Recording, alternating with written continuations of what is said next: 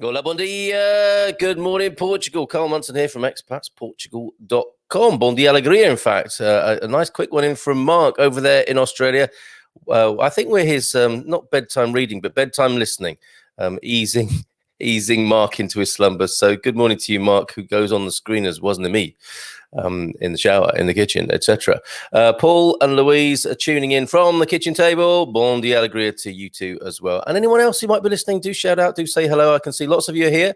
How are you this morning? Eagerly awaiting, possibly, as I am, the announcement from the government here in Portugal today about how the lockdown may or not be lifted off or eased. It's an hola, bon dia, alegria from Deliria. From the doc, who made his debut yesterday. He was pretty good, wasn't he? Quite amazing. A nice sort of political edge to things on Ask Anything about Wednesday. By the end of it, I was ready to be radicalised. I need to speak to you, Doc, about which political party I can join in Portugal. Quite inspired by our conversation. Others may have been too. Let me know if you were. Paul, maybe not so much. I don't know. Reading between the lines of the comments. Good morning to you, Paul. Greetings from Harrogate. Weather, gales are 48 miles an hour. That's very precise, Paul. Winds, rain, smashing weather for ducks, is a Yorkshire saying. Well, I'll go to top at stairs. They don't really say that today. Looking forward to tonight, or I should say, we don't say that. My grandmother from Selby, you might like to know, Paul. Looking forward to tonight's webinar. I love insurance companies. What are you saying? Is that another soporific episode for you, Paul? But yes, he's right. Tonight, actually, we are talking about choosing insurance for expats, and we'll be talking to Nuno, our new best mate in insurance, who's used to dealing with securing insurance for expats and makes it a bit easier, because it's really not easy. I'm trying to get a health quote for the family recently, and dealing with lovely people, but a horrible system online. So hopefully there'll be some what do they call them, hacks tonight for getting insurance a little bit easier, in Portugal, if you're an expat. Okay, actually, I'm sure for Portuguese people as well, who tune in greater numbers each day to the show. Bon dia todos from Sintra's Farming Family. Good morning to you, Druba. When we've been through the comments, we will, of course, be taking a look at the best place to... I know it's a bit of a perennial, a bit of a castanha velha, an old chestnut, but one that people don't seem to tire of, and we will be. I'll giving you the update on our latest poll results, of which we for Expats Portugal, we divide the country up into 5 areas, and you may have seen the battle of the Algarve and central Portugal. No, not the one way back at Algibraltar, but the recent one between Jerry and Prosecco Peggy on this screen, and. That was won only just by central Portugal, but there are 3 other areas that we partition the country into for the purposes of where to live, and of course that doesn't include the autonomous regions of the Azores and Madeira, which we will do our best to cover as well. So we'll come back to that in just a moment after your lovely good mornings, because they're so important to me, and I think across the community as well. Bon dia from Don Vasey as well. Carolyn, good morning to you. Bon dia to you, Carolyn. Julia McIntyre is here. Was here yesterday. Bon dia. Maybe becoming a regular, Julia. Good morning from Baltimore, from Jimmy. Hello, Jimmy. Good to have your company. Bon dia from Jakarta.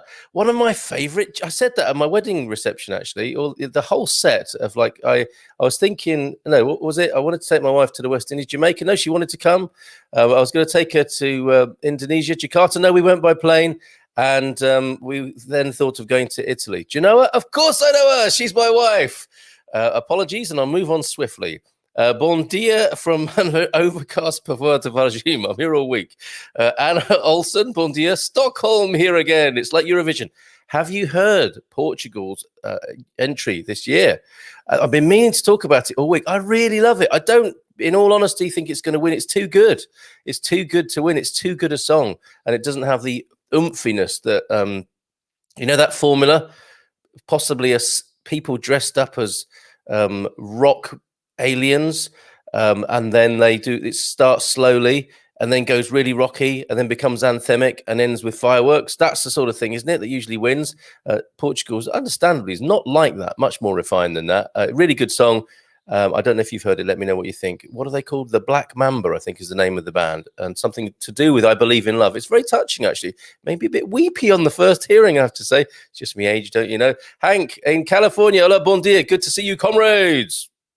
And Louise, bon dia. I've just crossed the border into Portugal. Yay! Stopped at a service and the alert popped up for a live. How good is that? As if we knew. To welcome you back. So welcome back, Louise. I think you've had an interesting journey, which you may or may not wish to talk about with us at some point. It was great when we talked to the doc, who was saying, hola, camarada, Hank. Camarada over here, don't you know? Babu Singh is here as well. Good job and good idea. I wonder what that is. Oh, what of looking for the best place to live in Portugal. The regulars will chime in, no doubt, both expats and natives alike, and we'll do our best to help you narrow your search. It's not an easy job. So many wonderful places in Portugal. Sport for choice, as I say. Hashtag sport for choice. Bon dia. For your information, left sunny Faraguda on March the 5th. Drove 3 days to Berlin, as usual. 3 PCR tests required, but no one anywhere asked for tests or questioned us. Miss Portugal. Chicken, dog, wife, dog, 2 cats, 1 BMW. You've got Miss Portugal with you. Oh, I see. No, you miss My mind immediately went to you having Miss Portugal in the car with you. Not that there probably is a Miss Portugal competition anymore, those outdated beauty pageants, competitions or whatever. But I immediately read that. I'd imagined your BMW had Miss Portugal there with you, along with the chicken. And this again, the chicken doc. You have a chicken doctor permanently on hand, or you have chickens and a doctor, and of course your wife, Mrs. Willingham there, the dog, 2 cats and 1 BMW. Do give my regards to the chicken doctor and Miss Portugal. Hola, Maria. Paul Richards, your weather reports remind me why I left the UK 32 years ago. It's just too bleak for me. So you're not an Aussie then, Mark, or are you? I don't know. You're a Brit living in Australia. Interesting. You don't have to say. Sorry, these things, my nosiness immediately comes to mind. I like to think of it as investigative journalism, but it's not. It's just nosiness. Bon dia todos from a stormy Nottingham today. Crikey. Looking lovely out the window here. I've got the well-pruned vineyard, as you know, that will be sprouting back to life in due course. And the chatter of the vineyard folks over there talking to each other, possibly complaining about the lockdown and politics from the tone of their voice. But then again, they might have just been talking about whether to have, aguardente or madroño this morning. Hola, bon dia. Wind and rain have left us. Sunny today in Brixham. Susan Lurch. Bon dia from Funchal. There we go. That's great over there in autonomous capital from Susan there. Fantastic. Wonderful. Oops, trying to type while on the exercise bike. We knew what you meant there, Penny. No problem at all. Joel up in Matosinhos. Good morning to you. And from one Susan Lurch to Susan Cosola. Good bon dia to you, Susan Cosola. Bon dia alegria from London, from Joao Ferreira. Still watching for restrictions to be lifted so I can get back home. Yes, I'll do what I can to piece it together today. I mean, really, there is nothing to report right now. We're just getting ourselves in mental shape. I've got a question for you. How many extensions have there been to the state of emergency? Because I will reveal that after. We'll do the lockdown lift-off talk after we've talked about the best place to live in Portugal, because we don't want to put people off. And also, I think we should do the upbeat stuff first and answer that question, because that's why some people will have tuned in this morning. And I do get told off. For example, Food with Frank. I had a comment, and we have a good mailbag from YouTube now, but somebody said, mate, I've been listening for 20 minutes now and you still haven't talked about food. I apologize to that person, but guilty as charged. It happens. Peter Robinson, bon dia from Perafita. And I'm happy to be heckled. Get on with it, Carl. Bon dia from a rainy Terceira. But I have to say hello to all my friends in the morning. Carol, good morning from the Isle of Wight. That's a new one, isn't it? Carol Bardo, I don't think you've been with us before, or if you have, not very often. And great to get greetings from the Isle of Wight. What is brown? What is steaming brown and comes out of cows backwards? Well, I'll answer that later as well. 3 PCR tests, Eric. Greedy, huh? Anita Samaresh Bondia from South Africa this morning. Hello to you, Anita. And some face palms, I think, for my jokes. Is it bad dad joke Thursday, Carl? No, it's every day, Mark. if I can possibly remember the jokes. Yes, 2 before we left and 1 on arrival in Berlin. Wow. Berlin has a special place in my mind at the moment. I've been watching The Man in the High Castle. And if anybody can explain what's going on in the High Castle as we go into season 2, I'd be most grateful. I'm about to give up, honestly. Your jokes are a warning of how long we have been in lockdown, says the doc. How very dare you? 2 weeks' time, bring your best, Doc. Well, our comrade Andy, stop it, you two. Get a vote, get a ballot box. Bon dia Mundo from Garvo, voice of reason. Gary Austin there in Alvigra this morning. Good morning to you, Gary. Bon dia from Wolverhampton. Found you a few weeks ago, and now I'm hooked. Yes, we are the gateway drug to Portugal. Should I have said that? Paul Richards, Mark, very wise move. That's why I'm trying to get back to Portugal. Roll on May. Maxine's here as well. Congratulations to Louise from the doc. Leslie, hey, Leslie's here. Good morning from Faro. Bon dia Alegria from Jeff Jackson. Bon dia Tourish from Fiona. Morning, lots of love to you, Fiona. Don Vasey. Louise, I love your vids. Very courageous, says Don. There you go. What is the name of the channel? Let's get a few people over there, but not yet. You're not allowed to go yet to that. I'll pop it in. Oh, Solo 50 plus, Expat Portugal, for Louise's YouTube channel. Subscribe there, and with us as well. And actually, if you go over to our poll, which I'll tell you the results of them, and who's doing best in which of the best 5 regions to live in Portugal, you'll see you can subscribe to us as well, Expats Portugal on YouTube. If you haven't already, I know some of you have, so sorry. It's boring, isn't it, when people go on about subscribing to their YouTube channel? Katrina knows the West Midlands. Katrina, how's the West Midlands? Something to do with Katrina in the West Midlands this morning. Escape from Brum, lol. Brum escapees there. Oh, lovely folks saying hello this morning. Anyone tuned in for Where to Live in Portugal will be there by about past. Thanks. It's been a long 3 days. I bet it has. Need a rest in this nice springtime Portuguese sun, Louise. I'm an international chicken doctor. What do you do with a comment like that? Because I believe him. I believe he's an international chicken doctor, and a Bond baddie of the same name, international chicken doctor. Foul play, I suspect. Yes, there you go. Another dad joke. Andy, storms yesterday, but sunny this morning.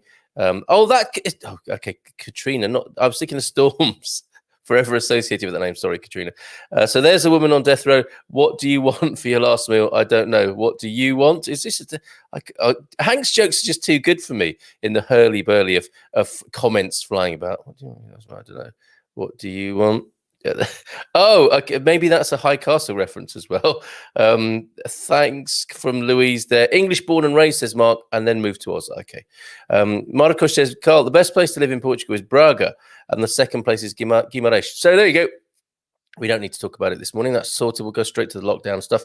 I'm sure Miss Portugal would be absolutely stunning. I think you're right.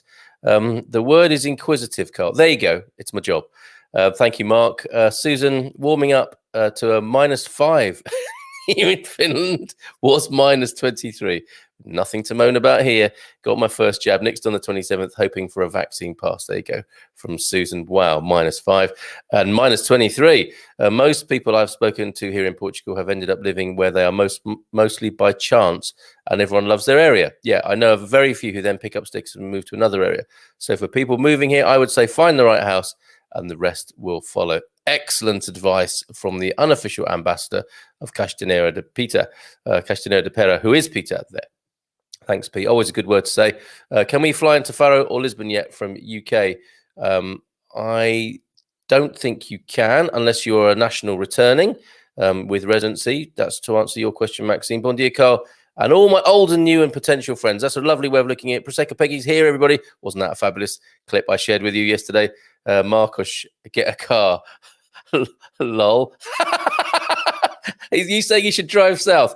If you say hello to 8,000, we will never get anything done. That's true. We're gonna have to deal with this somehow. Good morning from Maastricht, Mike Campion. Well, that's interesting. That might be associated with my EU funding application. Only kidding.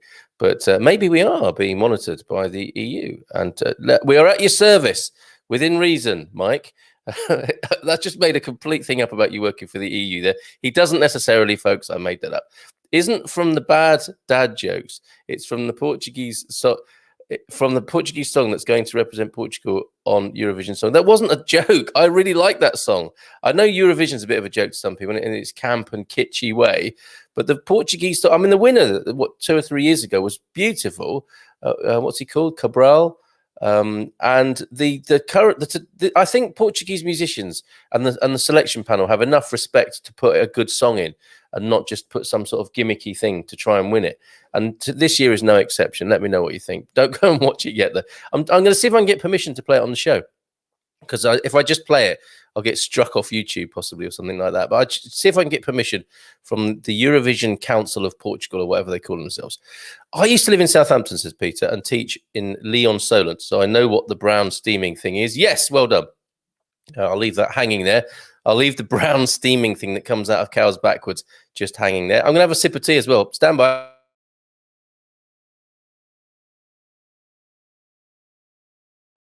Oh, that would get a bit of tea splashed on my hooter there. Not that you needed to know that. Would be very interested to hear about your journey, Louise. If we can lure her onto the Good Morning Portugal screen, we'll do that. And there's a clap for my dad jokes. Thank you very much. That's at least how I'm going to take it from Sharon. Peggy, Gary, a voice of reason. What are you drinking? She lays down the gauntlet any time of day. It's because he lives in central Portugal. What up, yo? From Lingo Street, from Grand Prairie, Canada. It's as cold as Fahrenheit here. See what I did there? Corey Dispraxis, bon dia. Good morning, Lingo Street. Bon dia from Corey. Corey Dispraxis is with us. Maria Santos, also bon dia from a windy and overcast London. Just a quick correction yesterday. Yes, the wage differential proposed by Lenin and Too Liberal for Women's Hour listeners was he's got it in for Women's Hour, hasn't he? It was 10 to 1, not 100 to 1. And yes, that's quite a big difference, Doc. That's the sort of thing that gets socialists into trouble, isn't it? You can imagine being grilled by Andrew, what's his name? Well, is it 10 or is it 100? The West Midlands tide rolls on. Welcome, cats. So Katrina incoming from Brum by the sound of it there. I didn't quite get the gist of that first time round. Congrats to Susan from Hank. We ended up in Castanera de Pera, says Pete, bringing us back on topic because of some cake and a bit of sun. That would be good enough for me and many here, I suspect. Come for a week to central Portugal in a rainy November to find a house to rent for a year whilst waiting for the agent at the River Beach Cafe. See, he slipped that in there. The sun came out and we were given free cake, and that too. The house we saw, we then rented for a year and bought and have never been happier. And there's absolutely every reason. No, Peggy, I'm not. There's every reason to love Castanera de Pera, of course. I mean, you chose well. Your waters were good, or whatever intuitive device you used, Peter. I think you've got to give yourself some credit for choosing the place in the first place. Carl, are you ignoring me? Definitely not. I've been reading out your comments, but there's so many of them, Peggy. Not from you, but from everybody. I get there in the end. So, Peggy, no, certainly I would never. I'm too scared of you to ignore you. Bon dia de Aveiro, says Teresa. Teresa Almeida. How are you? Teresa Valente de Almeida. Beautiful name from Aveiro this morning. Tudo bem? Good morning, everyone from Gemini Bradshaw. Stay with the man in the high castle, or all will become clear. I certainly hope so. Brown steaming thing, I know too. Terrible joke for breakfast time. The Eurovision song is great. Thank you, Maxine. I think it's very beautiful. And it's Salvador Sobral who came up with that winner 3 years ago. Is it now? 4 possibly. It was when we first arrived in Portugal. Absolutely lovely. He's a great singer. There's no best place to live in Portugal because it depends on what you want. Fact is, you'll find it somewhere. I think we can agree on that. Yes. Now, we know that, and we could cut straight to that. But tell me if I'm wrong, you folks who aren't here yet. This is coming from people who live here already. People who aren't here need a little bit of guidance to ease the wobble a little bit and give them a little bit of a place to start. So totally take your points, Gary and Pete, but I think it's quite nice to have these conversations about where to start. Portuguese have a dark sense of humor. We did put for the Eurovision also a song that recollected the struggle of the Portuguese people when we were under Troika. There you go. That's what's another great aspect of the Portuguese mind there. Put a Eurovision song in to stick it to the man at the ECB and the EC. Excellent. and the EU. 4,400 kilometers to Lisbon from my town in Finland, plus a ferry. As a Canadian, a piece of cake, says Susan. Yeah, nothing. It's an evening out for you. And keep politics out of it, please. I can't do that. As Andy will say, you know, it's part of life. I mean, we won't get obsessed with it, but I don't think we can keep it out altogether. But you know, I'm aware of your comment, and you know how I like to work around these things, and not alienate anybody and engage everybody. I know that's a really impossible task in many ways, but we do have to talk about politics from time to time. In the US right now, the differential is more than 350 to 1. Absolutely right, Hank. That's what happens, isn't it, in a modern democracy? Nobody likes a sore loser, Peggy. Oh, it's kicking off in the comments. That's politics. The issue about being sung in English. Oh yeah, that was a thing, wasn't it? And she's here tomorrow, everybody. It's a Philomena Friday tomorrow to conclude a very exciting week, even if I say so myself, on the Good Morning Portugal show. Philomena's back tomorrow. I'm so delighted. We'll have a lovely chat. We might sing a bit, you know, given that it's the Eurovision song that we're talking about. Who knows what might happen when Philomena joins us? So Philomena Friday tomorrow. So yeah, the issue is about the song being sung in English, which I think is for the first time. A lot of people find that inappropriate. So Philomena, what do you think about that? We'll talk about that tomorrow, yeah? As well as how much sleeves, how was as many mangoes we have up our sleeves, or whatever it was you said to me. Bon dia de Grecia. Oh, nice. A good morning from Olga in Greece this morning. Good morning to you. I'm surprised there's anyone left in the West Midlands. They're either here in Devon or in Portugal. Getting back on the road, still have 2.5 hours drive left. We'll catch the replay. Safe travels and welcome back, Louise. Peggy, everyone has a special place. You'll know it when you find it. Yep, when you find it, you will know. See, I'm not ignoring you. Philomena, I have listened to much Portuguese radio recently. It's a sad that much is sung in English. Yeah, that is part of the continuing colonization of the British musical empire, you could say, couldn't you? I traveled all over, but it is the best music, let's face it. I traveled all over Portugal and then found the Algarve, and my world then became beautiful. That is a lovely thing to share, Paul. Jorge Ferreira, on point, thank you. Bon dia, lovely people from sunny Braintree in Essex there. You see, there are other heavenly places like Braintree, as George Ferreira may or may not attest. A correction from yesterday's quote, don't die with your music still in you. A couple of corrections from yesterday. This is a very good attention to detail. Thank you, Jim, and to the doc. It was Patanjali, not Rumi. Not that anyone was going to pick you up on that, Jim. I love the work of Rumi. And Patanjali has got a few. It's a bit undermining to say he's got a few golden nuggets of wisdom, right? But it is true on one level. So keep them coming, Jim. As far as I'm concerned, do please keep the spiritual vibes coming from Baltimore. Love it to hear the occasional bit of Rumi or whoever else you might have up your sleeve with content of a similar feel and nature.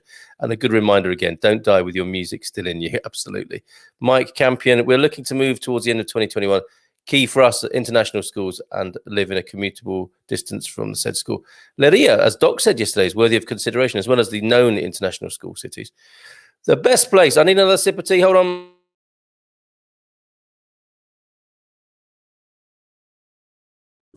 The best place in the Algarve, and thank you, Donna Jacqueline, for the tea bags, I have to say. The best place in the Algarve is the Algarve, but Carl, you did a bad job of the voting instructions, and she's still, now dare I say, Peggy, you're not the only person in the world who is complaining about the election result. I hate to make that comparison, but come on, let's move on. Let's move on now. Oops, what have I said? Besides, people are afraid of Jerry too. Do you think so? The mild-mannered Irishman. Is he here this morning, I wonder, to defend himself? If you don't do politics, politics will do you. Get in, yes. John, I got to Tavira almost 2 weeks ago from the US, says Julia. John and I got to Tavira almost 2 weeks ago from the US. Want to find the place, then the house, because we love being outside. Great farmers market is a must. Okay, I think you're going to be fine.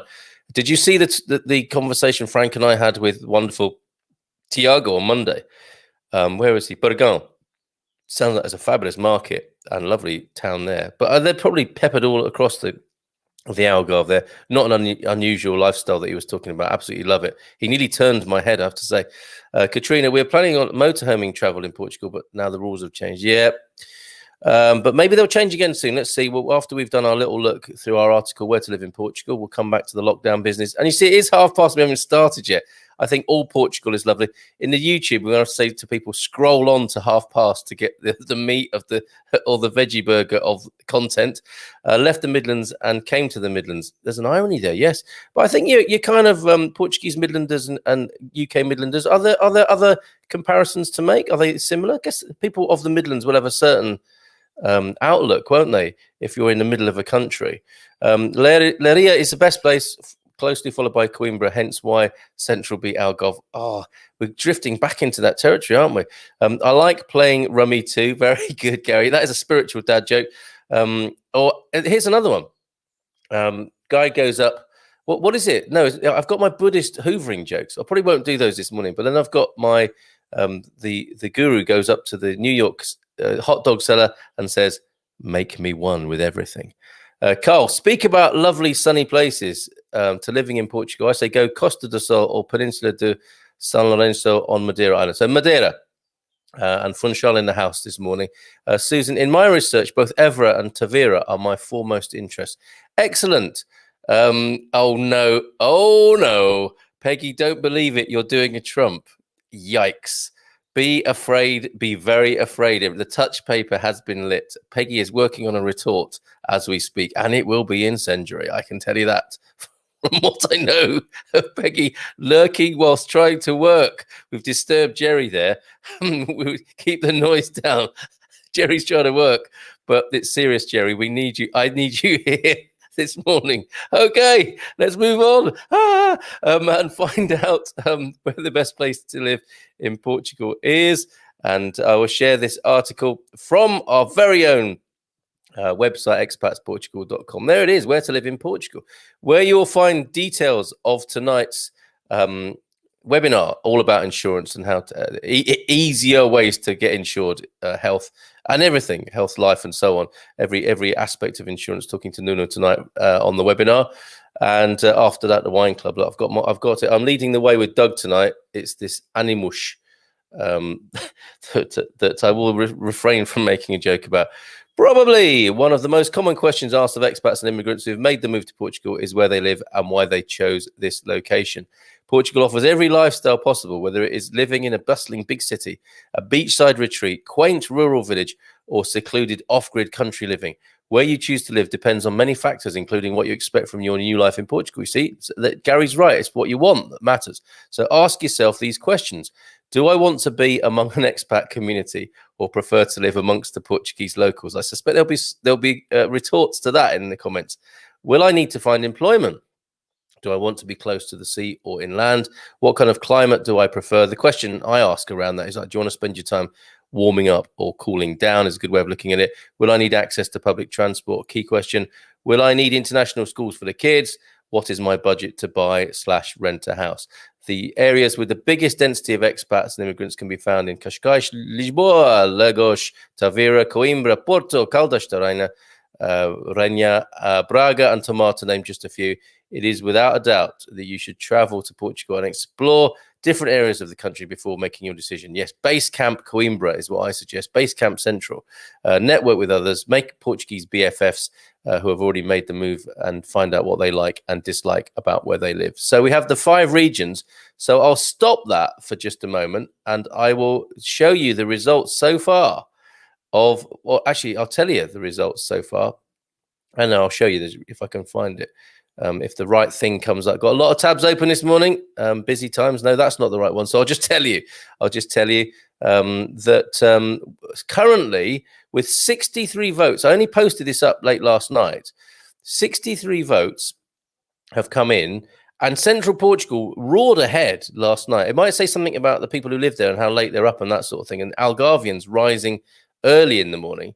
But we had last night, so I've got a comment open which is stopping me scrolling because there's a comment I wanted to share with you that was very interesting from yesterday's show. But currently in the lead is the Algarve with 63 votes. The Algarve has it. at 40% of the vote. Central Portugal just behind at 38%. This is the world at the moment, isn't it? This old 48-52 business. And it'll probably end like this with Algarve and Central Portugal. Lisboa and Tejo Valley at 14%. Porto in the north at 6%, and Alentejo at 2%. Alentejo, I think, really does get overlooked, kind of literally. As you just fly down to the Algarve, you might see it. But that's an unfair representation, but it might be a reflection of the amount of people in the concentrations of population who are voting. How do you do democracy, really? I mean, so there you go. That's the voting so far. So let's go back to the article. Let me get that back on the screen again and tell you a little bit about each of these. It's not going to take long. It's not going to take long. Bear with me. Then we'll do a bit of lockdown lift-off business. So mainland Portugal is divided into 5 regions, certainly by us. Porto in the north. Let me tell you a little about Porto in the north, the most populated region with 35% of the total population. Probably the most original region of Portugal. And some of these are a little bit controversial. When you have to write this sort of stuff, you have to make a few assertions and challenge them by all means. Plenty of culture, interesting historical sites, and very scenic, Porto in the north. 100 kilometers of great beaches, mountainous inland, and several natural parks as well. Major cities are Porto, the second largest in Portugal, of course, Braga, Viana do Castelo, Villarreal and Bragança. Good road infrastructure and flights to from many countries from Porto Airport. Porto Airport is great. Property prices are low, excluding the capital of the region, of course, Porto itself. Average temperatures in Porto, January minimum of 6 degrees centigrade, maximum of 14. August minimum 15, high of 25. I think it can get a bit higher than that as well, right? Sunny days, 255 a year. That's not so bad, is it? Let's do Central Portugal now before we go to some of your comments. 22% of the total population. Nice shot of Coimbra there. The scenery is similar to northern Portugal, although there are 290 kilometers of great beaches. Plenty of culture, interesting historical sites, and very scenic. Major cities are Aveiro.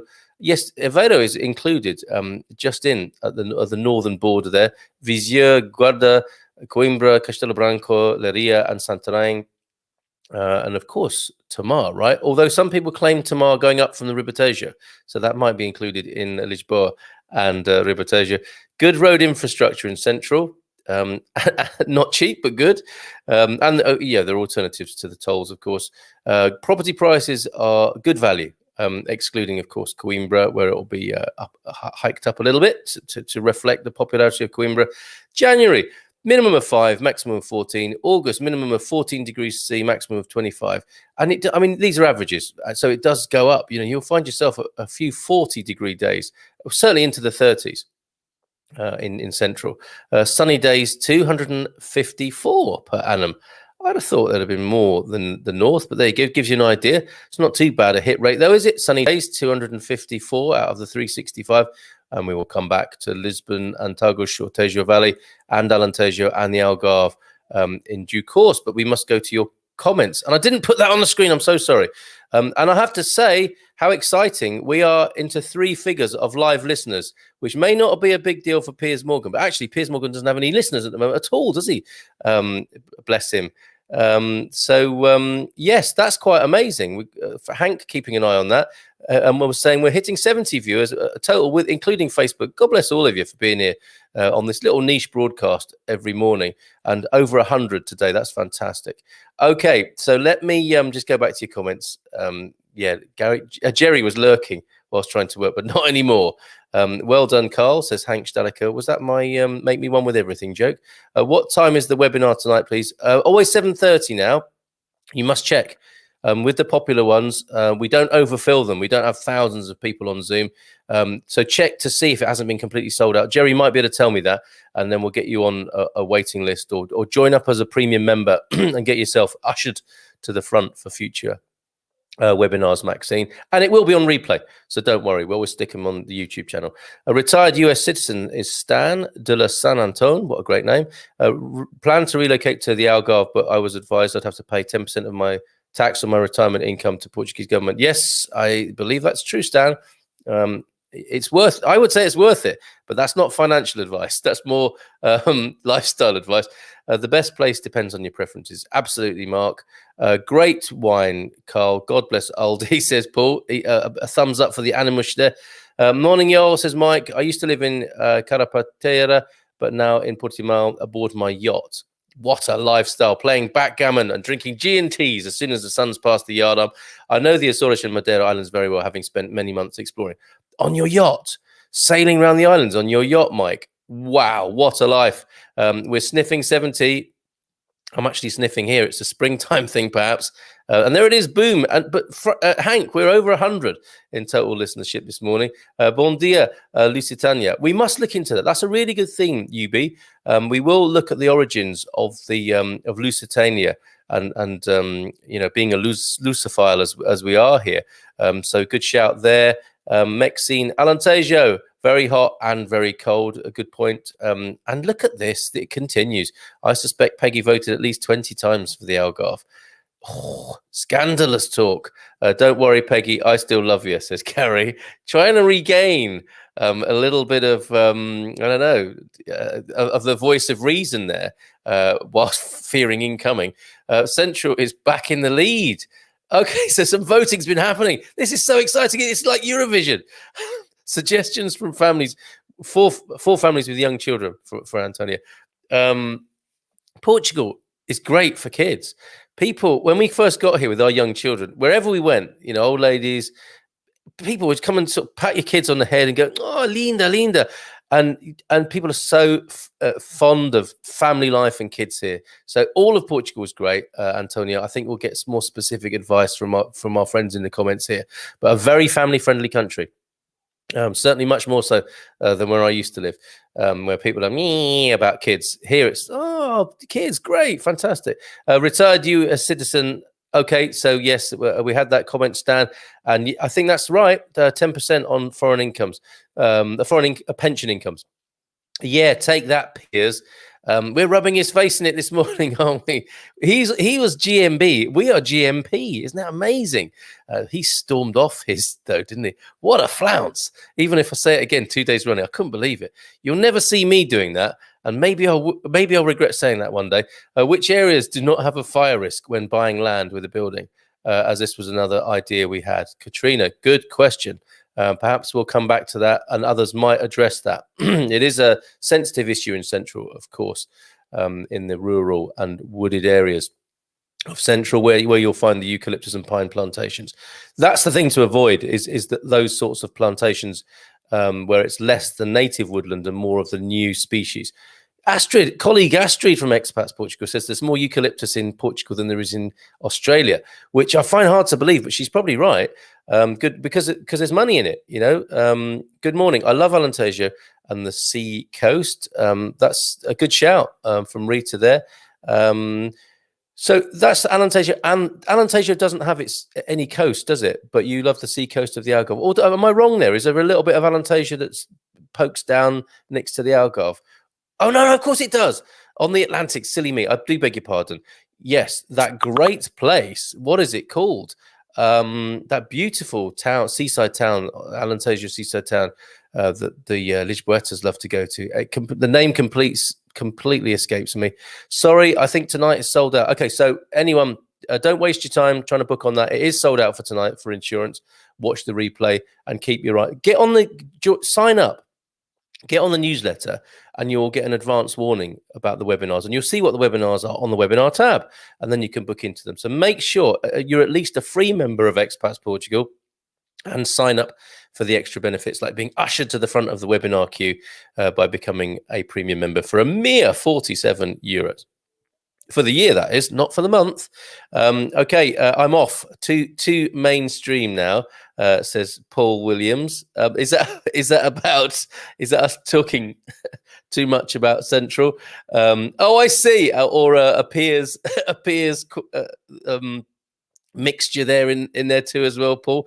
Laria, good for young children, says Andy the Doc. Lots of parks, playgrounds, etc. A castle, woodland for long walks, and a water park and beach within 45 minutes by car. So there you go.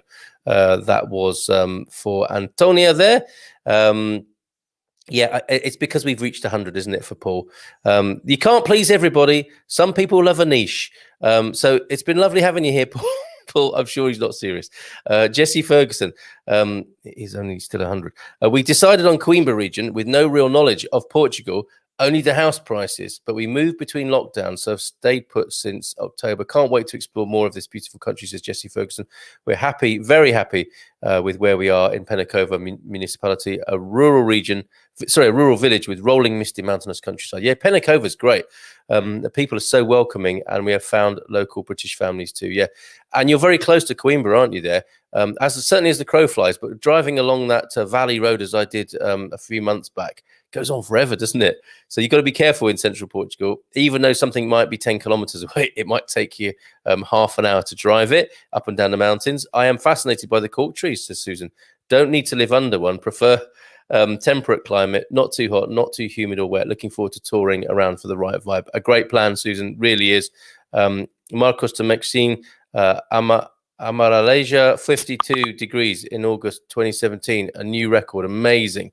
And where might I find the Zoom link for tonight? Sorry, Jim, sold out, but check the YouTube channel tomorrow and I'll have popped it across. Jesse, that's a good area. Many young people because of Coimbra University over in Penacova, says Rita. You don't know what you're missing up here in the north, says Joel. It's true.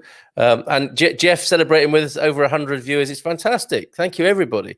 Dave Goggin is here. Bon dia. Dave, well, that is the very same Dave who's going to join us on the Cockerel's Coop with a very interesting idea, very interesting business and community that he runs. Dave Goggin. Is that the one and the same from Ireland there? Let us know, Dave. And just give us a flavour, if you like, in the comments today. But bon dia to you. No, his name is Jeff, not Linda. Oh, I see. When we thought that, we were thinking, hold on, no, our youngest is called Minnie. She's not Linda. But thanks. And then, like, are all young girls here called Linda? And isn't that a lovely thing, Linda Austin, that you should be called Beautiful Austin? Lusitani were a tribe that the Romans named the area after when they conquered it. Isn't that nice? It's almost as good as having a street named after you, isn't it? We would like to know where can be a good place for English schools. I mean, English curriculum education, says SCAM. Leiria and the capital, and Coimbra and Porto, international schools in all of those. We don't have many kids here. The population is getting older and young people are having less kids and later in life. It's true, isn't it, Rita, that demographic trend there? And perhaps that's why kids are so welcomed here. And I'm sure the government have an eye on that to encourage people to have children younger and more children, perhaps, to boost up the population. Yes, the population in decline, only just, but it's certainly, I think, in the last few years has been in decline. And an aging population, of course, as with all, sort of developed countries. The only young children that I know are Gary and Jerry. Oh, there she goes. Boom, slam dunk. Got you both there, I think, Gary and Jerry. She waited, didn't she? She waited and then just delivered that savage put down as only Peggy can do. Yep, I'm with you there, Peggy. I know where my bread's buttered, guys. Sorry, you're on your own.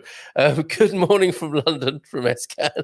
Neria has English curriculum school nearby in Marinha Grande, which, as Doc said, is a beautiful place as well. Played a gig in Porto a couple of years back and loved it, says Charlie Mullen.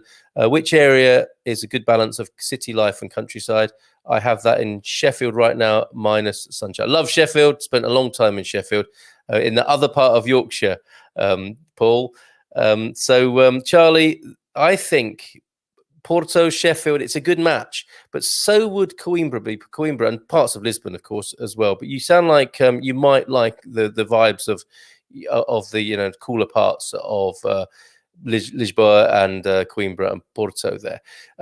Sorry, I forgot all about the article. Let me bring it back onto the screen and we'll talk a little bit more through this article on expatsportugal.com, where to live in Portugal. Let's go now to the capital and the Tagus Valley. Tejo, Tagus, potato, 28% of total population, 150 kilometers of beaches, several World Heritage sites and natural parks, loads of culture. To answer your question, Charlie, interesting historical sites and very scenic. The major cities are Lisbon and Setúbal. Excellent road and rail infrastructure and worldwide destinations served from Lisbon Airport. Lisbon and the surrounding areas have a great diversity of restaurants, shopping and entertainment venues. This is the most expensive area to live in, with some of the highest property prices in Portugal. So from between 8 and 13 degrees centigrade in January, 17 and 26 in August, and 299 days of sunshine. per year. Isn't that great? Let's do the Alentejo. Actually, let's complete this article. Alentejo, 7% of the total population, although the largest region, interestingly.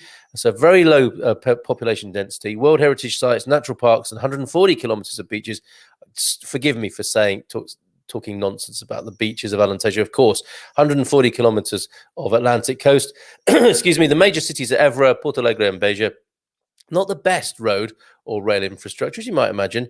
And look at this. I didn't write this. I did not write this. Neil, if you're listening, this is going to hurt. Not a great cultural area. I think he's responded to that before. Property prices are below the national average. Alentejo, you've got to go look.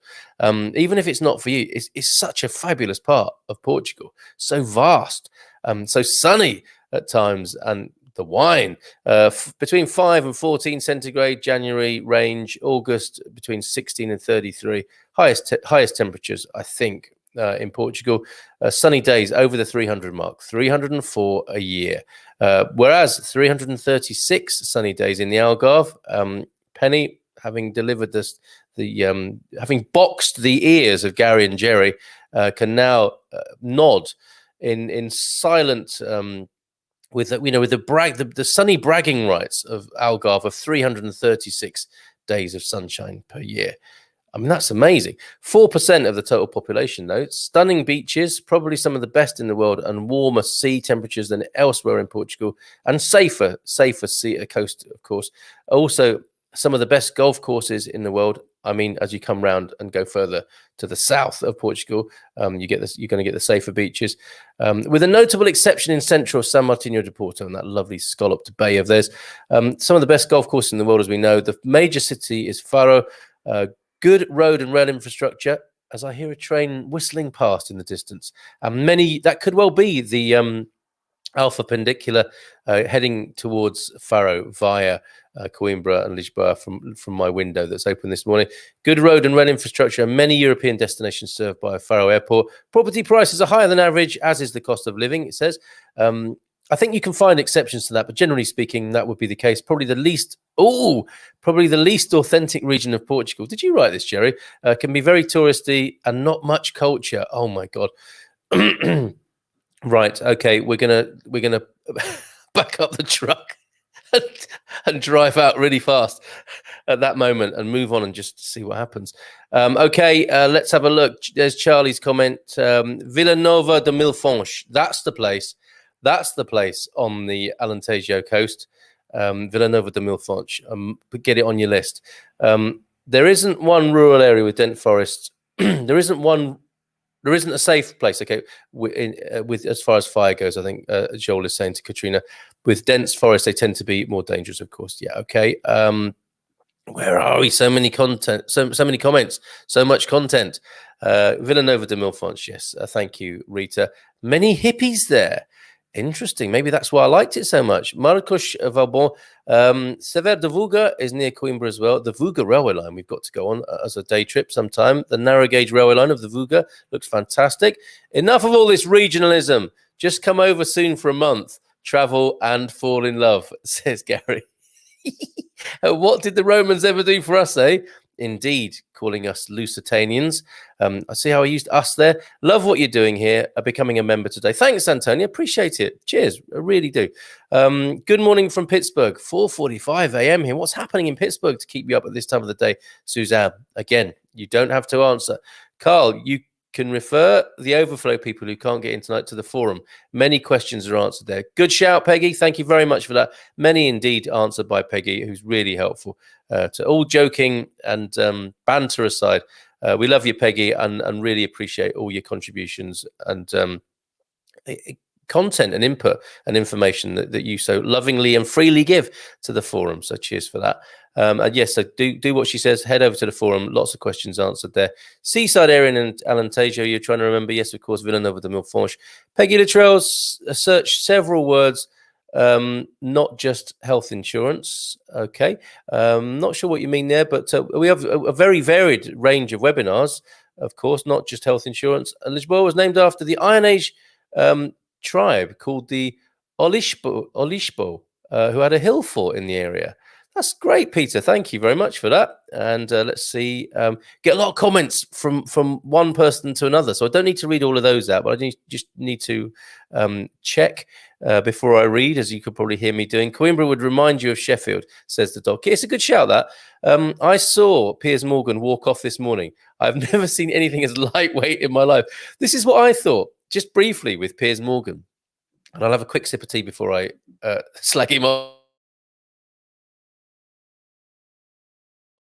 You see, the funny thing is with Piers, he's like a lot of really lazy journalists at the moment, and they should know better. A lot of them are oldies from Fleet Street, talking about free speech and attacking wokeism and calling people snowflakes. Can you have imagined a bigger snowflake than Piers Morgan on his own show 2 days ago? How can he not be totally embarrassed and ashamed of himself, assuming he has some self-awareness? Yes, which we might question. Paul Richards, Sheffield Barnsley is the only place in Yorkshire where other Yorkshire people cannot understand what they say. It's true, isn't it? What do you call a pork pie on a clock in Barnsley, Paul? We'll come back to that. The question being, so what comes out of cows backwards and is brown and steaming? And what do you call a pork pie on a clock in Barnsley? Answers in the comments, please. Peggy Littrell, very authentic, loads of culture and fantastic people. The Algarve, of course. Great show stuff. Thanks, John van den Beek. I do need that from time to time because this is a movable feast, and there's all sorts going off, isn't there? But on a morning like this morning, so much going on. I think, okay, we've got a very simple subject: where to live in Portugal, and it's 9:52. We didn't start talking about where to live in Portugal till 9:30. We haven't talked about the lockdown stuff yet, but we are getting there. We are getting there. It's Barnsley, Sheffield, full of Southerners now. Me being one of them. Yeah. Loads of people go to university down in Sheffield and stay. I went to live in Sheffield, fell in love with a wonderful woman in Sheffield and moved there. Yes, a lot of blow-ins, or whatever you call them in Sheffield. Cheers for the info on Portugal. I'll be following your channel, says Charlie Mullen. Lots of love to the old place. Yes, great town, great city is Sheffield. Maybe you know the answer to that joke. What is the best? What is the best place in Barnsley? What do you call a pork pie on a clock in Barnsley? On one of my visits to the Algarve, I was given a green sangria. Does anyone know what the green wine was? Never drink the green wine in the Algarve. Only kidding. No idea, but we will find out, I'm sure. But by the time we get to the end of the show, I encourage everyone to join as a premium member, says Jeff Jackson. Most amazing expat community and resource online. God bless you, Jeff. Thank you for saying that. Really appreciate it. Yay, Pittsburgh. Paris is the Pittsburgh of France. Just not as friendly. That's great. I think Morgan was planning to leave anyway for a better offer. Yeah. Do you think he's going to end up on that new show, on that new channel? It's following the American model, isn't it? Of forget completely about balanced reporting or dialogue. I can't remember his name. Andrew O'Neill, isn't it? Andrew O'Neill is starting a kind of right-leaning place for all these old journalistic dinosaurs who are attacking woke culture. And I mean, there are things don't get me wrong. I mean, I think there are things to be discussed in woke culture for sure, but I think they're being very complacent and lazy about it. And now you see the formation in the UK and a move away from having any sense of balanced discussion, which hasn't been for a while, let's face it, but to a complete, this is a free speech channel, right leaning, and we'll say what we want and we'll stick it to the snowflakes. Is that any good? But that's where Piers Morgan, I suspect, might be going. And yes, to answer what is brown, steaming, and comes out of cows backwards, it's the cows, the Isle of Wight ferry, of course. Go Peggy, says Jeff Jackson, rather liking the cut of her jib and the boxing of the ears this morning of those whippersnappers up in Central.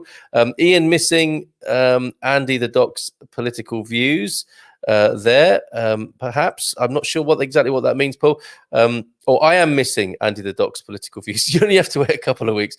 Thanks, Paul. More to come on a future occasion. Yeah, so the Doc will be with us on it's the second, is it? The second and fourth Wednesday. I think that's right. But he is bi-weekly, which is not a reference to his sex life.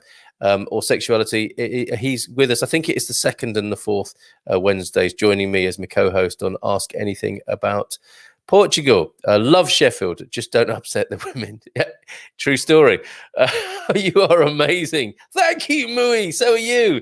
Andrew Neil, not O'Neill, GB News. Okay, so GB News is coming up. I'll watch it, don't get me wrong. Like, I'm a big fan of talk radio, but there's a certain kind of shtick which is leaning into entertainment as far as I'm concerned. Americans have been doing it for years, haven't they? Very partisan channels, which started with Fox, I think. And so Andrew Neil, he's a savvy bloke, I think, as a journalistic entrepreneur as well. He knows what he's doing to create a station like that. But I wonder. We will see how that goes, and I will watch it. But thank you for that, Mike. Andrew Neil of GB News does what it says on the tin. Vinha Verde, is that it? You must know, absolutely know Vinha Verde. It was last week's choice. We had some Vinha Verde on the show, which was delicious, and it was the herald of spring for me. So I'll be drinking more of moving away from the winter reds into the Vinha Verde. So perhaps that was it in the sangria. That would work well, wouldn't it? If you've got a bit of a cheapy Vinha Verde, and it might be a bit vinegary, you could chuck it in the sangria, or you can make a good quality one with a nice sangria as well, but not too good. You don't want to be losing a good Vinha Verde in there. Oh no, American media is so balanced and unbiased. Absolutely, Jeff. I've noticed this. Isn't it amazing when you watch how balanced and unbiased it is? But I mean, it's just a way of doing things, isn't it? And that's the way the UK seems to be going as well. I do hope I live long enough to see the snowflakes stick it to the dinosaurs. See, this is what they're forgetting, Penny, isn't it? Metaphorically, or is it actually, or figuratively, and forgive me for saying this, but it will be the snowflakes wiping the bottoms of the baby boomer dinosaurs. So that maybe we should think a little bit about what it was like to be young, and perhaps idealistic, and cut some slack. This is really what I don't like about the dinosaur journos who are sticking it to the woke generation and the snowflakes. By all means, have a debate. Show them how to have a respectful debate. But what's happening when 50, 60 and 70-year-old journalists are just slagging off young people and calling them names? That to me is pathetic. And here we go. Piers is a pathetic provocateur. Thank you, Doreen. And Americans have had a taste of the odious fellow, haven't they? I'm not mincing my words this morning about him. I think he's a special kind of manipulative, I have to say. Allegedly. Should I be saying that as well? Oh, my goodness. What sort of trouble might I be getting myself into? Okay, so there we go. We've decided where the best place to live is in Portugal. Not. But I'm hoping we have helped a little bit. And it was for those people who aren't here yet, who are thinking of where to land. Base camp, Coimbra every time. Those 5 regions give you some idea. We've had some lovely comments, as we always do. I look forward to being told off on YouTube for not getting to the conversation until 30 minutes in.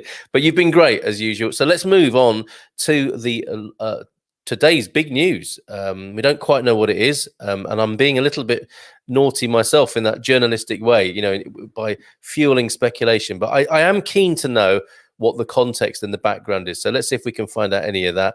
A respectful debate is what Jeff's saying. That should be where it's at. That's what we're trying to do here. We have a laugh, don't we?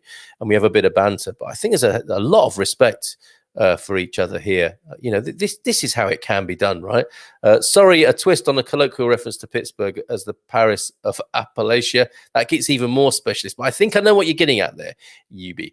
Okay, so we had a number of questions. Oh yes, the pork pie on a clock in Barnsley, of course, is somewhat to 8.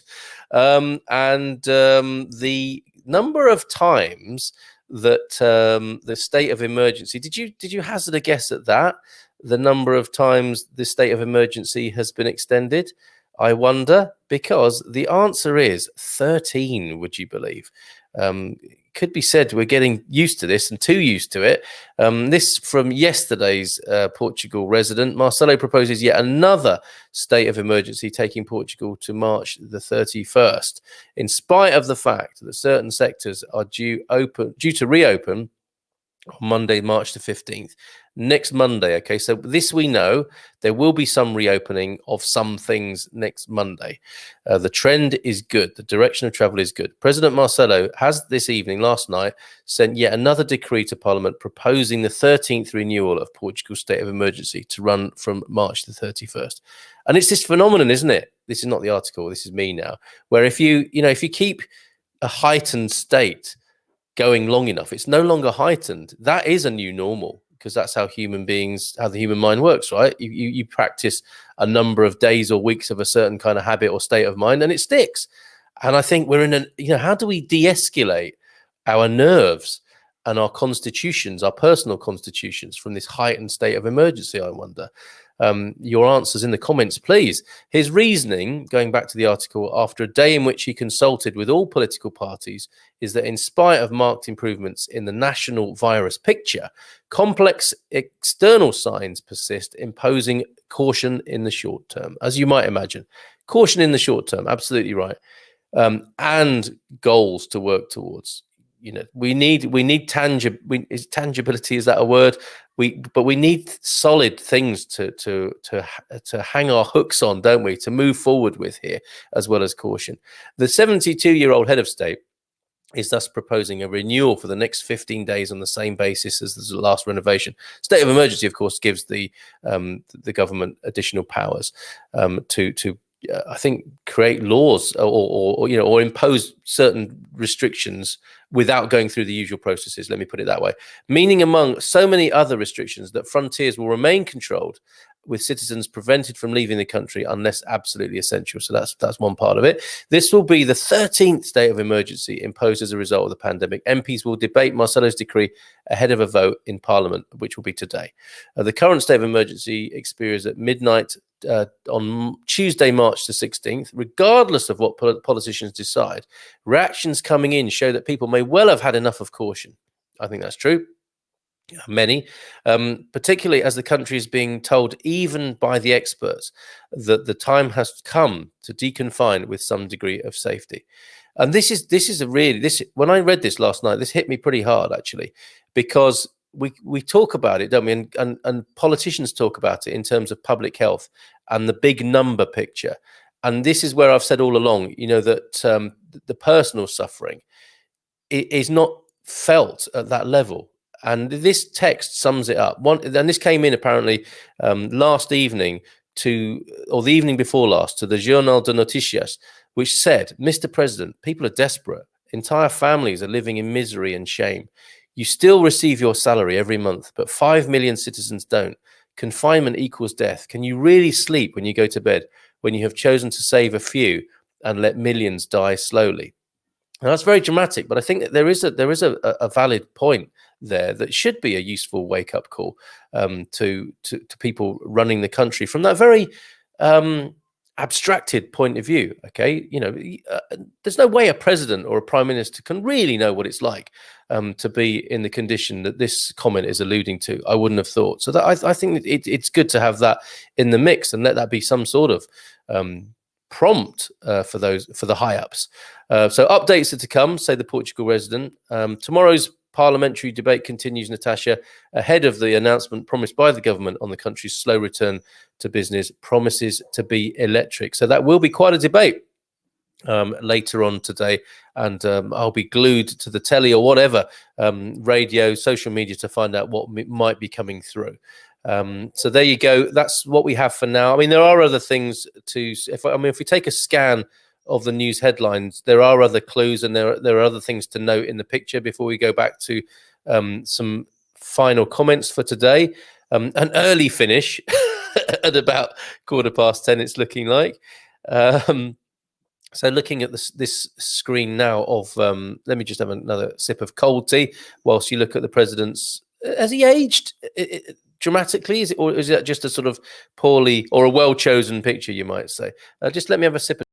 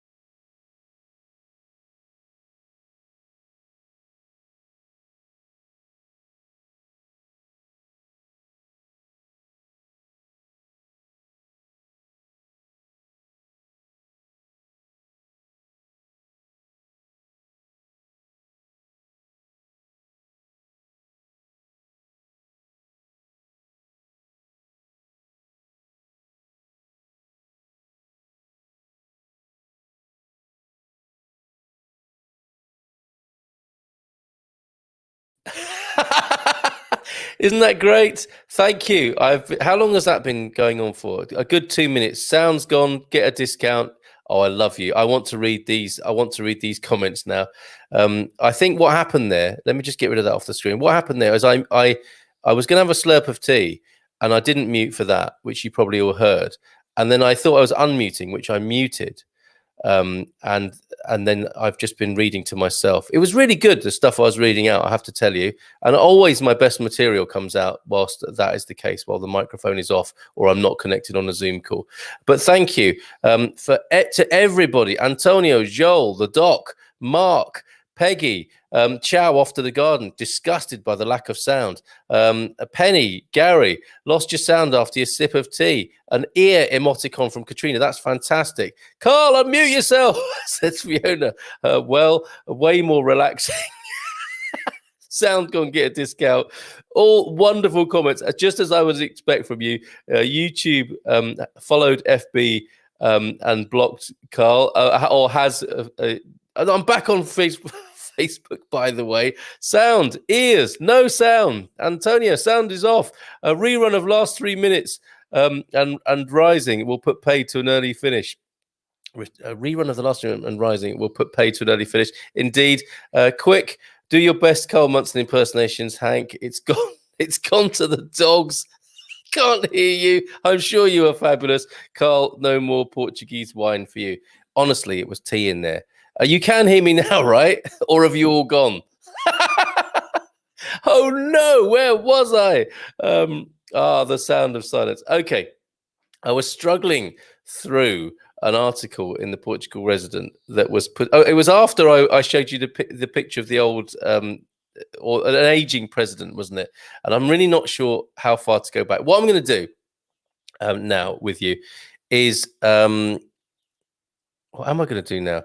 I think I'm going to conclude there, but just say that the 11th of March, which it is today, is a crucial day in discussions in Parliament. And the big questions that we've all been asking ourselves and each other for the last few weeks, there should be some change, or at least a sense of direction from this coming from the Portuguese Parliament today.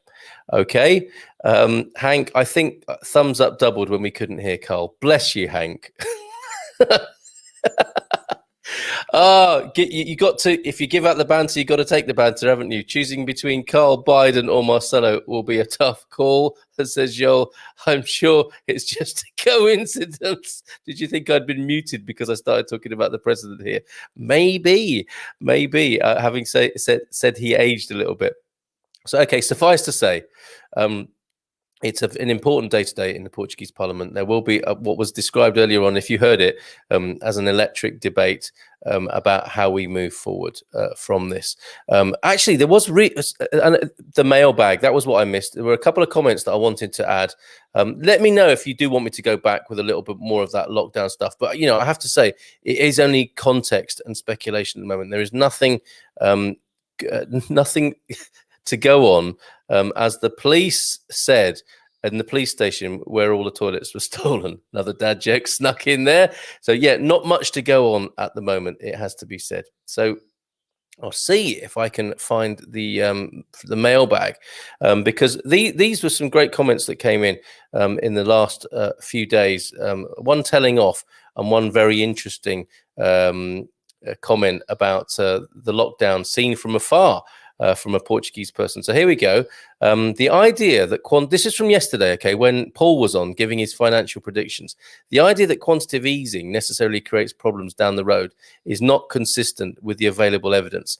Economist Dr. Stephanie Kelton's book, The Deficit Myth, explains that a government that is an issuer of its own currency, like the US, for example, never has to pay back the entirety of its debt. So the government doesn't have to tax all the money back. The concern is inflation, and that can be mitigated by strengthening the real economy to ensure there are sufficient goods and services produced. So inflation doesn't get out of hand. And then she says, this is Dana Kendall on YouTube, please consider having someone on your show in the future who understands modern monetary theory. And I said, well, we did. Did you see the Kate Gimblett episode? And I also said, I was a bit snappy in my reply. Are you offering? Because I really don't like being told off like that, especially when we have had an issue on from what is she a classical economist? I don't know, but Kate certainly seemed to understand how government borrowing worked, and it was very different to the household analogy that is often given and made, as Margaret Thatcher did. Okay, nothing but love for Carl and good morning Portugal. I know that, Hank. I read your lips. And you said he's got a face like a melted candle. I did no such thing, Gary. You need to own that comment, sir. Okay, and then carrying on this, so we'll finish here in this rather messy end. But I talked a couple of days ago, and I segmented the part of the show. I think it was 2 days ago when again just talking about what might happen today when the government meets, and I called it the lockdown lift off. The Portuguese deconfinement. What's likely to happen? And this is very interesting. That came through from Relax with an E, or in the YouTube mailbag. Just finished with this today. I'm Portuguese living in Florida. I can tell you that Portugal, the UK, and pretty much almost all of Europe have become ridiculous, paranoid, and hysteria-riddled people. We need to wear masks when we go into a store, and things are not completely back to normal here yet. But schools and university have been open for months. Restaurants and bars are open. Hotels are open. Gyms, beaches, parks, hike trails are open. Just this weekend, I was in a 25-people birthday party. The stuff we can only dream of here, with several of the people being in their 80s and 90s. And I've been to many others. I've spent Thanksgiving, Christmas, and New Year's with tons of people. I've been to Disney World, stayed in a hotel in the East Coast and another on the West Coast in the past few months. I've gone out for dinner regularly. Here in South Florida, there are tons and tons of people everywhere out at night, living their lives. Everything is fine. Everyone is okay. The absurdity of what is happening over there and some of the Democrat-run states here is so depressing. That's what you get when governments decide to play with totalitarianism and the people are too afraid to think. So that's a pretty vigorously made point. And I suspect it won't end there, but the show will end there for today. And, we can talk more about that as we have done probably on the Man Cave tomorrow night, and certainly always open for discussion and respectful debate, as somebody said earlier on about that. But that's just another, an interesting view from an ex-Portuguese person living over in the States.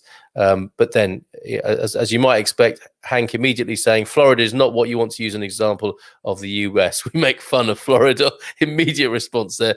It is fair to say that governments don't need to repay debt if they print money, but the concern with quantitative easing is that too much of it undervalues the currency and can get out of control. That's right, Mark. And I understand what the academic economists say can happen. But does it ever happen? I mean, where are the countries where this is actually happening as a reality, where the bottom line is that the poorest don't suffer as a result?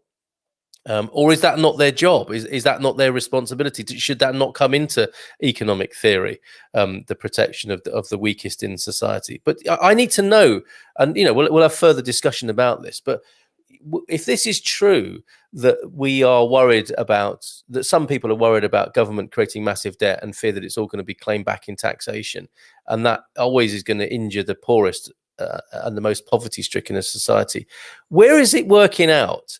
That academic economic theory, where is it working out well in the world? I need to know.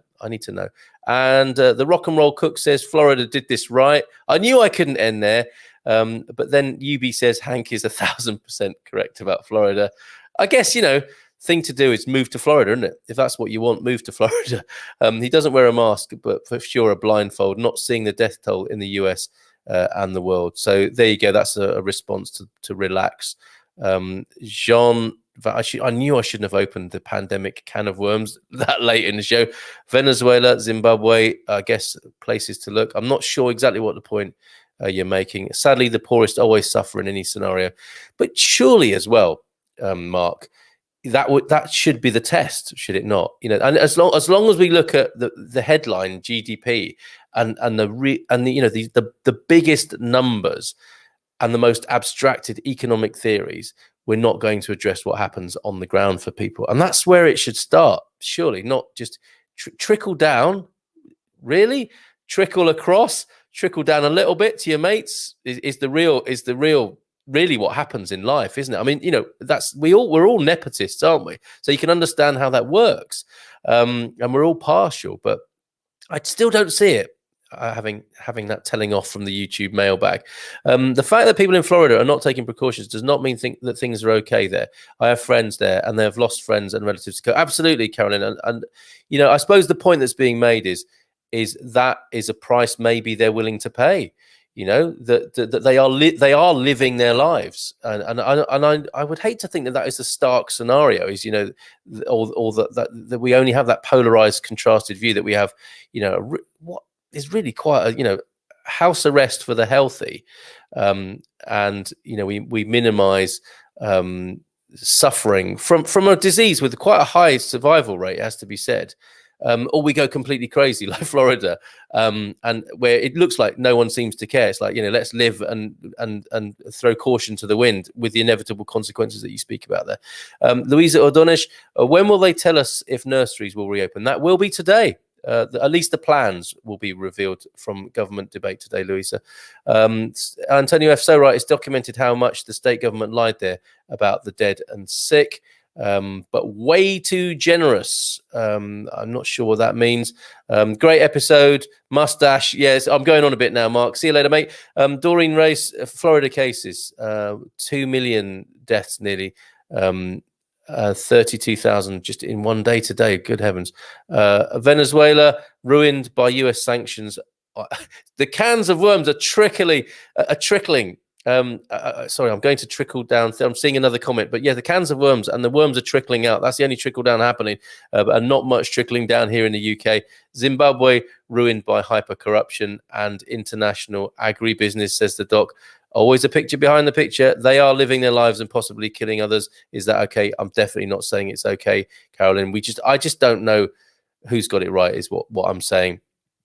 We need a triple bottom line rating for public companies, ranking of social, environmental, and financial performance. Then we can see a sustainable capitalism. I long for the day, Mark, but thank you for sharing that.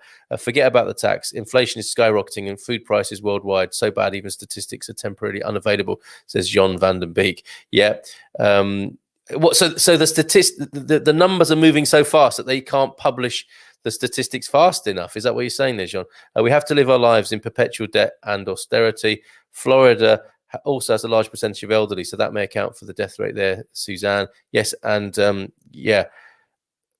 we are being dragged here into the realm of statistics, aren't we? And what you can trust, and narratives as well, the culture wars. I mean, it's all in this mix, isn't it, that we're discussing here? Susan from Hank, I'm sure it does, but elderly lives count every bit as much as other person. Without a doubt, Hank, I'm sure Suzanne would agree with you on that. But it's so hard to even have this debate, isn't it, in any meaningful way, because it's so complex and there are so many contradictory and difficult influences in it, but we will continue anyway.